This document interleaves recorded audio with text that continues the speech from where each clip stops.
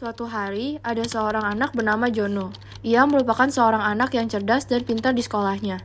Namun, sayangnya Jono bukanlah seorang anak yang berasal dari keluarga yang berkecukupan.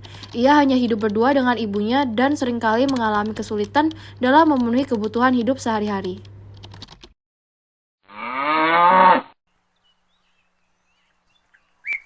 Ma, hari ini kita makan nggak, Ma? Maaf ya, hari ini kita belum bisa makan. Besok ya. Oh iya, nggak apa-apa, Ma. Namun, Jono masih dapat bersekolah dengan bantuan beasiswa karena ia merupakan anak yang sangat pintar dan rajin. Seiring berjalannya waktu, ia pun menyelesaikan studinya dan mulai mencari pekerjaan. Sejak kecil, ia memiliki cita-cita untuk menjadi seorang menteri dan dengan usaha dan sikap pantang menyerah, ia akhirnya dapat mencapai cita-citanya tersebut. Yes, akhirnya aku bisa menjadi seorang menteri sekarang. Semoga kondisi keluargaku membaik setelah ini. Aku harus memberitahu ibu. Jono pun bergegas pulang untuk memberitahu ibunya tentang kabar baik ini.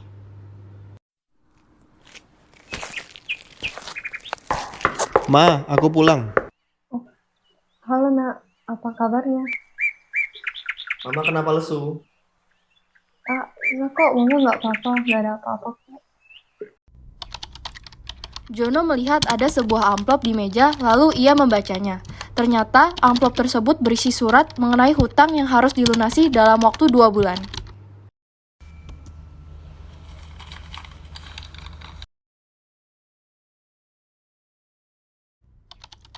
Hal yang awalnya merupakan kabar baik, seketika berubah menjadi kabar buruk bagi Jono.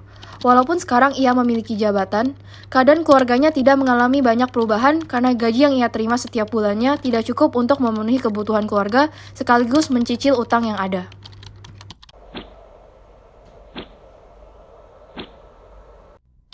Suatu hari, ia dipercaya untuk menjalankan sebuah proyek besar yang adalah pembangunan jalan tol Semarang-Jakarta. Ia juga diberikan tanggung jawab untuk memegang seluruh uang yang digunakan dalam proyek tersebut.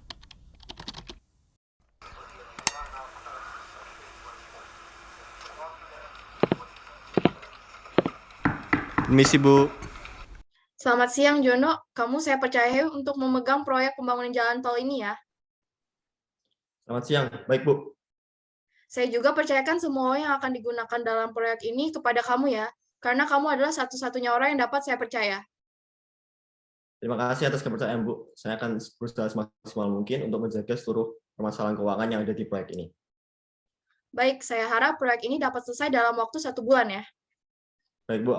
Saya akan berusaha semaksimal mungkin. Terima kasih, Bu. Baik, sama-sama. Jono pun melakukan tugasnya dan semuanya dapat berjalan dengan lancar. Namun suatu hari, Jono mendapatkan surat dari debt collector mengenai hutang ibunya yang harus dibayar. Lalu, ia teringat tentang uang yang ia pegang untuk proyek ini dan mulai berpikir. Udah, pakai aja uangnya. Kalau kamu pakai uang ini untuk membayar utang mama, pasti bisa langsung terbayar dan bahkan bersisa. Menteri-menteri lain aja pakai untuk berfoya-foya. Kita pakai untuk melunaskan hutang mamamu. Kan kita melakukannya untuk alasan kebaikan, pasti akan dimaklumin lah. Walaupun begitu, kita harus ingat kata-kata mama. Dalam kondisi sesulit apapun, jangan mencuri. Posisi kamu itu penting, perlu kejujuran. Mama juga nggak akan senang kalau tahu kita korupsi untuk membayar hutang. Akhirnya, Jono pun memutuskan untuk mengikuti kata hatinya yang menghindari tindakan korupsi ini. Jono pun terus menjalankan tugasnya dan berusaha sekuat tenaga untuk mengerjakan proyek ini secara maksimal dan berharap akan ada pertolongan Tuhan untuk membantunya mendapatkan jalan keluar.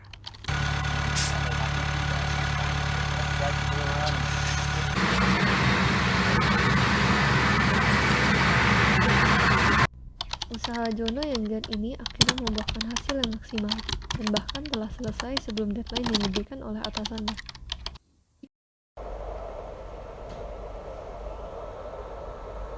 Selamat siang, Bu. Tugas yang Anda berikan telah saya selesaikan.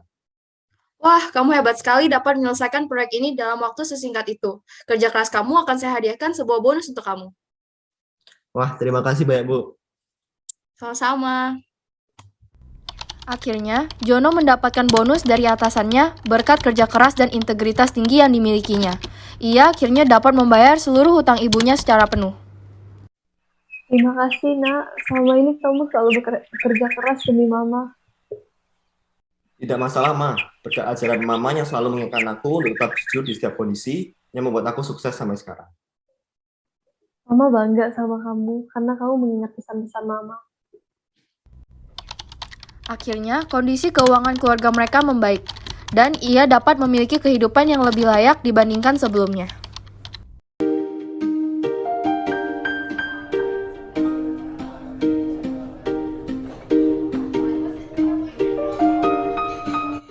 Jadi, tokoh inspiratif yang kami ambil untuk pembuatan short movie ini adalah Bung Hatta. Alasan memilih Bung Hatta sebagai teladan adalah karena beliau merupakan orang yang disiplin dan memiliki integritas yang tinggi, serta tokoh yang dengan keras menolak tindakan korupsi. Moral dari cerita kami adalah untuk selalu mengumpamakan kejujuran dalam melakukan segala hal dan dalam kondisi apapun, dan selalu tanamkan dalam pribadi masing-masing untuk selalu memiliki integritas yang tinggi. Hal yang akan menjadi keprihatinan adalah banyaknya koruptor dan orang-orang yang tidak berintegritas dalam melakukan tugas dan wewenangnya. Yang dapat dilakukan tokoh tersebut jika hidup di zaman sekarang adalah memberantas para koruptor dan memberikan edukasi kepada para koruptor tentang integritas dan kejujuran.